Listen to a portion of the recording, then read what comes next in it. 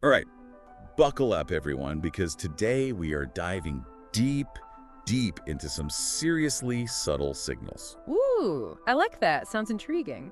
It is. We're talking about how to tell if a woman's interested, even when she's, keeping it cool. Ah, playing it cool, the classic. Exactly. Because let's be real, feelings aren't always worn on our sleeves. Absolutely. Sometimes they're like hidden under the surface. Yeah, it's like a whole secret language, which thankfully we've got some amazing research to decode. Oh, that's what we're here for. So get this, I was reading about how paying attention, like really listening, can reveal a lot. Active listening. Yes. And remembering those little details, weeks later even. Oh, you mean like remembering their favorite coffee order? Exactly. That's not just a good memory. It might be genuine interest. That's true, because if someone brings up a story you told ages ago, or like you said, remembers your go-to coffee, Yeah, it suggests they're not just making polite conversation, you know? totally. They actually cared enough to remember those things about you. Right, because you made an impression. It makes you wonder, is it what they remember?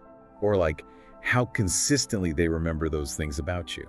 That's a good point, because one instance could be a coincidence, but if they consistently recall those specific things about you, it definitely suggests deeper interest. Yeah, it's like they're actively building a connection, not just going through the motions. Exactly, not just small talk. There's effort there. Now, I've always been fascinated by body language because it's like our bodies give us away. Oh, totally. Our bodies betray us, even when we try to keep it cool. So what are some key things to look out for? Well, let's start with the eyes. Eye contact is huge. Just like the window to the soul or whatever. Right. Frequent glances, especially if you catch them looking when they think you're not noticing. Ooh, sneaky glances. And even those quick looks away when you catch them staring, it's actually a good sign. Oh, really? Yeah. So even being shy can be a signal. You got it. Because you get flustered around someone you like. I guess that makes sense. But to differentiate from someone who's just generally shy, you've got to look at the context. Yeah, context is key. Like, is this someone who's usually super outgoing but suddenly seems a bit reserved around you? Interesting. So it's about noticing a change in their usual behavior. Exactly. Now, there's another fascinating thing about eye contact. Okay, lay it on me. Pupil dilation. Wait, what? Yeah, research shows our pupils actually get wider when we're attracted to someone. So it's not just about how much they look at you, but what's happening in their eyes. Precisely. So much subtlety. Mind blown. What about the rest of their body language, though? Proximity is a big one. Like how close they get to you. Exactly. If they subconsciously position themselves closer to you than with others, that's a strong indicator. I see. Like they can't help but be drawn in. Yeah. Think leaning in, standing a bit too close, even angling their body toward you. Subtly getting into your personal space. All about that intimacy, creating that connection. This is getting interesting. And then there's mirroring. You might notice them unconsciously mimicking your gestures. Wait, so if I'm on a date and they like cross their arms when I do, that means something. It could. Mirroring is a way of subconsciously saying we're on the same wavelength. No way. There's actual science behind that. There is. It's fascinating. Mirror neurons in our brains fire both when we do something and when we see someone else doing it. Whoa, I never knew that. So mirroring can create a sense of connection, like your body's trying to establish a bond without you even realizing it. Okay, so we've covered eye contact, proximity, and mirroring. What about touch? Touch. Well, we're not talking about anything overtly romantic here. Right. It's more about those light, casual touches, a brush to the arm, a playful nudge. Like testing the water, seeing how you respond. Exactly. It's a way of gauging interest, establishing comfort. And maybe opening the door for more. Precisely. These small touches can be super powerful. I feel like I'm learning so much. Oh, there's more. It's also worth paying attention to their overall positioning. Okay, like how they stand. Yes. Are they facing you directly? Arms uncrossed? Feet pointed towards you? So if someone's angled away, arms crossed, feet pointed towards the exit, that's probably a bad sign. It could be, or maybe they're just uncomfortable for some other reason. Context is key. Right. Always with the context. Now, let's move on to something a bit more lighthearted, playful teasing. Ooh, I like where this is going. Teasing can be fun. It is, but how do you tell the difference between friendly teasing and flirting?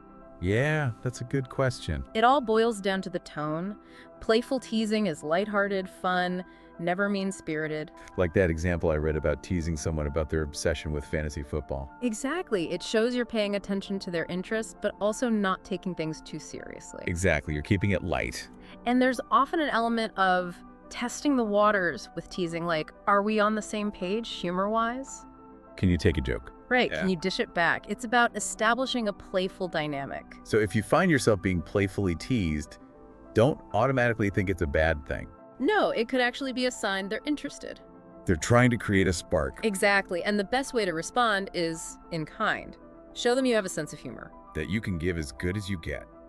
That back and forth banter can be super attractive. Okay, so we've got eye contact, proximity, mirroring, touch, and teasing. What's next?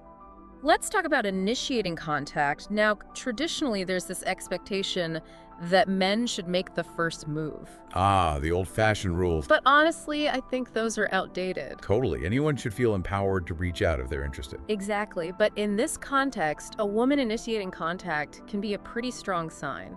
It's like putting yourself out there saying, hey, I value you, I want to spend time with you. And that takes courage. But sometimes, even if you're interested, you might hesitate to reach out.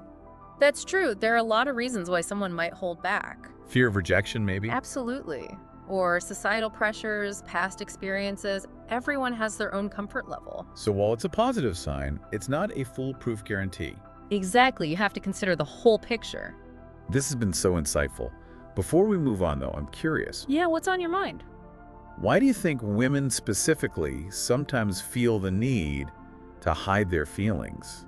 We've talked about societal expectations, but what else is there? That's a great question, and one we'll explore further in the next part of our deep dive. Ooh, a cliffhanger. But for now, think about the messages girls often receive growing up. Okay. Sometimes subtle, sometimes not, but it often boils down to being too forward is unattractive. Wow, I never thought about it like that. It's something to ponder. We'll unpack it more later. Can't wait, this is fascinating. It is, isn't it? Welcome back, everyone. So before the break, we were talking about those messages girls get growing up. Yeah, like how societal expectations can become so ingrained we don't even realize they're influencing us. Exactly, and think about classic fairy tales. Oh, yeah. The princess is always portrayed as passive, waiting for a prince. To sweep her off her feet. Exactly, and while those stories seem harmless on the surface, they can subtly reinforce this idea that women should be demure. And let men take the lead. Right, it's like those subconscious messages shape our beliefs about how we're supposed to act. And if you step outside those norms, you risk being judged. Precisely, that fear of judgment can be a huge deterrent. Especially in the age of social media where everything's amplified. Oh, totally. One wrong move and you're a meme. It's scary, the pressure to conform. And that pressure can be even more intense for women. Right, there's like a double standard. Totally, men are encouraged to be assertive, but women are told to play hard to get. It's like we're damned if we do, damned if we don't. It's a tough balance, and it leads to so much miscommunication. It's true, but it's not just societal expectations at play. Right, there's also the fear of rejection, which is huge. Putting your heart out there is terrifying. Absolutely, and rejection can be so painful. It makes you question everything. It makes you want to protect yourself. Yeah, be more guarded. Especially if you've been hurt before. Like once bitten, twice shy. Exactly, it makes you more cautious. And more attuned to those subtle signs. Yes, you're looking for any indication that your feelings might be reciprocated. Before you risk putting yourself out there. Right, it's like gathering evidence. Building a case. To see if it's safe to express your feelings. So it's not just about protecting yourself, it's also about gauging their interest. Making sure you're both on the same page. That makes sense. Which leads us to the final sign on our list. Nervousness or shyness. Wait, really? Wouldn't you be more confident around someone you like? You'd think so, but it's often the opposite. How come? When we like someone, we become more self-conscious. We want to make a good impression. Exactly, and that can lead to anxiety. So you end up fumbling over your words, blushing. And those signs, while endearing to some, can be misinterpreted.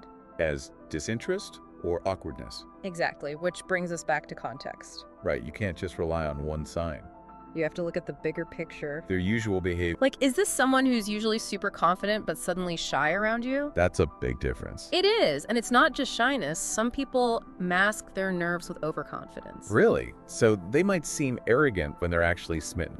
It happens. It's all about reading between the lines. This is so eye-opening. I'm seeing the world in a whole new light. It's about understanding that what's on the surface isn't always the whole story. Before we go to part 3, let's recap. Good idea. So, 5 signs a woman might be interested. Increased attention, body language cues, playful teasing, initiating contact, and even nervousness.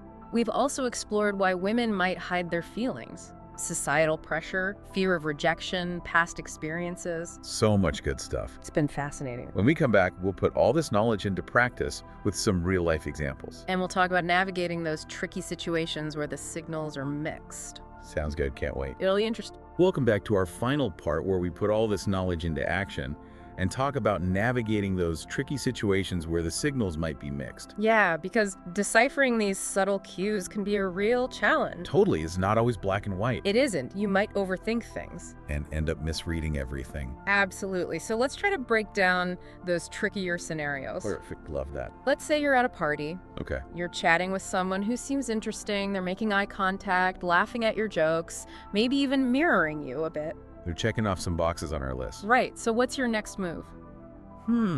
Good question.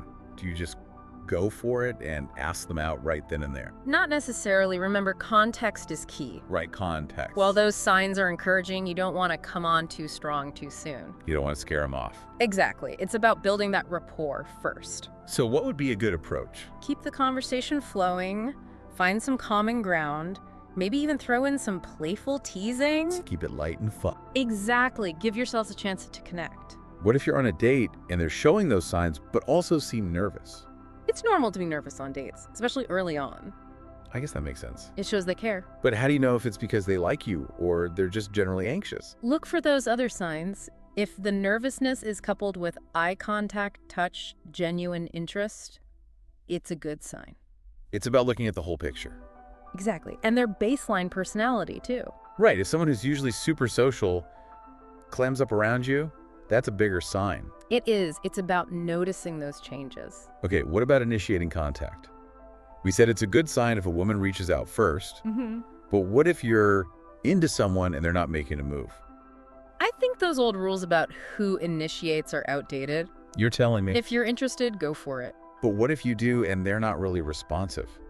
That's tough. There could be a lot of reasons. They could be busy or just not interested. Right. You don't want to be pushy. So what do? Send a casual text, something light and engaging, see how they respond. If they're interested, they'll engage back. Exactly. If they're giving short answers or taking days to reply, it might be a sign. You got to read those cues. And trust your gut. If something feels off, it might be time to move on. Great advice. It applies to all aspects of dating. It does. Be confident, respectful, and have fun. Dating shouldn't be a constant source of stress. It shouldn't. It should be enjoyable. This whole deep dive has been amazing. I feel like I have a new understanding of all this. That's great to hear. Remember, it's about observation, communication, and trusting your instincts. And being yourself. The most important thing. I think we officially cracked the code on decoding those hidden signals. We covered a lot of ground.